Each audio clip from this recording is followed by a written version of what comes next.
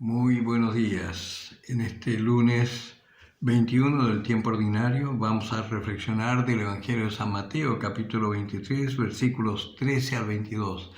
Y recordamos a San Agustín Obispo y doctor de la Iglesia.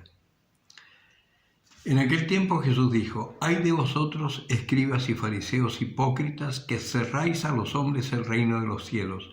Vosotros ciertamente no entráis, y a los que están entrando no les dejáis entrar.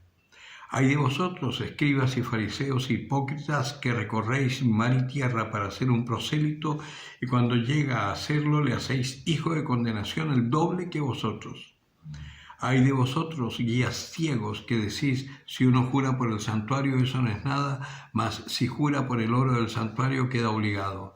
Insensatos y ciegos, ¿qué es más importante, el oro o el santuario que hace sagrado al oro? Y también, si uno jura por el altar, eso no es nada, mas si jura por la ofrenda que está sobre él, queda obligado. Ciegos, ¿qué es más importante, la ofrenda o el altar que hace sagrada la ofrenda? Quien jura pues por el altar, jura por él y por todo lo que está sobre él. Quien jura por el santuario, jura por él y por aquel que lo habita.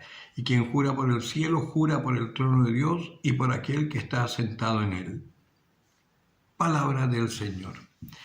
Un texto un poco extraño para nosotros, que además hemos escuchado al Señor decir: «Vosotros no juréis bajo ninguna circunstancia, ni por el trono de Dios, ni por el cielo, ni por vuestros cabellos, por nada, no juréis». Entonces, acá el Señor un poco nos está desconcertando, pero si pensamos que le está hablando a los escribas y fariseos, la cosa cobra sentido. ¿Por qué? Porque los escribas y fariseos habían transformado las 10 sentencias del Señor en mandatos que a su vez los habían desglosado cada uno en una cantidad innumerable, hasta el punto que para poder salvarse, según ellos, había que cumplir como 650 y tantos preceptos. Y por eso el Señor los está increpando. ¿Por qué? Porque ellos no eran capaces de cumplir eso, pero a todo el mundo le exigían cumplir. Entonces, buscaban gente que se convirtiera, pero una vez que se convertían le tiraban la ley. Y resulta que el Señor vino a poner los puntos sobre las sillas al decir que la ley fundamental es el amor. Entonces, nosotros vemos a lo largo de la Escritura que según quien le pregunta es como el Señor responde. Entonces, el que quiere hacer cosas le dice que haga cosas. El que cree que ha cumplido mucho le da un mandamiento que es muy difícil de cumplir, que es vender todos los bienes, tomar la cruz y seguirlo. Entonces, el Señor no da puntada sin hilo. Y en este caso, a nosotros, ¿qué nos está diciendo? Nosotros hemos nacido del bautismo. Por consiguiente, tenemos el Espíritu del Señor en nosotros. Y tenemos que cuidarnos de no ser moralistas, porque ahí vienen los hay. Y quedarnos en lo importante. A veces nos quedamos siempre en lo superficial.